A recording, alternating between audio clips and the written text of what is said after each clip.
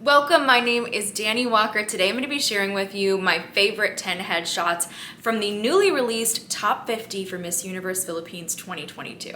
Thanks for joining me for today. If you love pageant related content, then don't forget to subscribe and hit the notifications as we near 90,000 subscribers. I always appreciate your support. It's finally that time of year again, and I can't wait to start coverage for Miss Universe Philippines. It's always so fun. I love the challenges that they do, and I love how much content we get to see from the contestants leading up to the competition. So they just announced the top 50, and I took a look at everybody's images, and the thing I need to say about this episode is just because somebody's in the episode or not in the episode, it doesn't mean that they're not one of my favorites for the overall competition. So there are some contestants that I saw their images, and I believe that they're going to move on to the top 30 at least, or maybe even win the competition, but I didn't feature them in this episode because I'm just paying more attention to the image itself, the hair, the makeup, the styling, the lighting, the editing, all of the things are what I'm considering for this episode. So hold your horses if you don't see your favorite in this episode yet. She's probably going to be in another one. Kaizan Province delivered your Pageantry 101 headshot. I feel like this headshot is just a great example for Miss Divisions. The makeup is beautiful, the hair is soft, the styling is incredibly simple here. She looks very beautiful. Her eyes, I love her eyes in this image. And so for me, that's why it's making the top 10 list very easily. Make sure to share your favorite headshot in the comments below, and always keep it kind because our words matter. San Pablo Laguna, this image was right on the edge for me. And I feel like it was on the edge for me because of the pink background and the blue top. I just didn't feel like the two quite blended, but I really can't deny this image and the beauty of it. I had to put her in my top 10 list for all of that and ignore the pink background with the blue top. Taguig, what a soft, beautiful image. What is it about Taguig? I feel like they consistently send really strong contestants to Miss Universe Philippines. Is there something in the water? I don't know. But anyways, this image, I like that the hair and the makeup is light, it's soft. For me, hair and makeup is such a big deal for headshots, especially when I'm judging a competition, because I think you can always add a ton of makeup onto any contestant. We can always pile it on, but when I see a headshot, I really want to get this up close version of her with less makeup. That's just what I'm partial to, because like I said, you can always pack it on later, but what does she look like when we scale it back? And this is a great scaled back image. Nueva image really surprised me. So it doesn't look like there is a ton of editing in this photo. I think what really does it is the way that the image was lit for this photo shoot. So she didn't need a lot of editing because there's a lot of brightness already on her face. I'm gonna say it a million times, I love the simple styling for headshots. There's not much to this image. She has small earrings on. I think that the red lip was fine with this because she did not have a really heavy smoked out eye, so I don't mind it, although a red lip is something that can come across a little bit too strong sometimes, I think, in headshots. It's definitely not something that I would say is quote unquote natural to see. I say that in comparison to a soft nude or pink lip. But the image in itself, overall, nice, close up, soft facial expression, it's all that I need from her. Who is Passe? I may be mispronouncing that. I probably am. But who is she? I stopped dead in my tracks when I saw this image. This image doesn't look like it was taken for a pageant. I will say that. It does look like something that is from an advertisement or an editorial. So the style of it you can feel is a little bit different. And it also looks like from the resolution of it that it was a more full body shot that they just cropped in. And if you're gonna submit a headshot, it's best to take headshot images so you have that higher resolution. All those things aside though, stunning, gorgeous. I need to know more about her because I have a feeling she's already in my top 5, definitely in my semifinalist group, even out of a top 30, even once you narrow it down to that.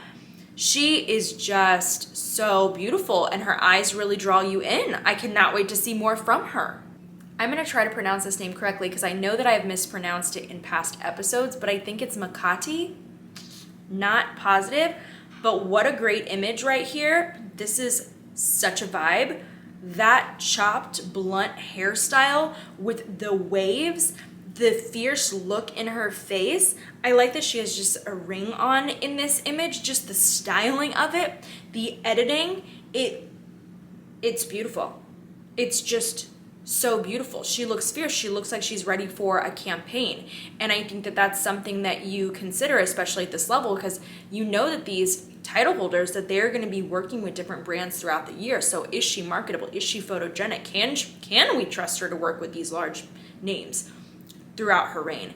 And this image says, yes, you can. Manila City, I hope I'm saying that correctly. It's okay, you can correct me. I'm trying to learn how to pronounce the names.